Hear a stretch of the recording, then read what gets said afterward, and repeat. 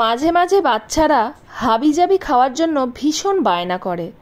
অনেক চেষ্টা করি যাতে উল্টোপাল্টা না খাওয়াই, কিন্তু কখনো কখনো ওদের ঠেকানো যায় না, ওদের জেদ পূরণ করতেই হয়। আর মাঝে মাঝে বাচ্চাদের ডিমান্ড পূরণ করাই ভালো, না হলে আবার সারা বাড়ি মাথায় তুলবে।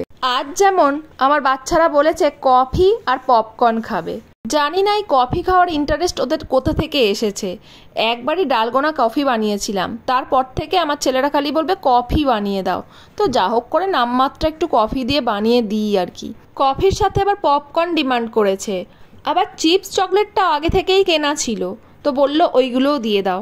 তো ছোট ছেলেকে দেওয়ার পরে আমার বড় ছেলে ভাবছিল ওকে দেবো কি না, তো ওর জন্য রেডি আছে, তো দিয়ে দিতে খুব খুশি দুজনে। যাক, ওরা খুশি হলেই আমি খুশি, ওদের খুশি করাই তো আমার এখন একমাত্র কাজ। আজকের মতো তো খুশি করতে পেরেছি, কালকে আবার কি ডিমান্ড করে দেখি। যাই হোক, ভিডিও ভালো লাগলে চ্যানেলটা সাবস্ক্রাইব করে দেবেন।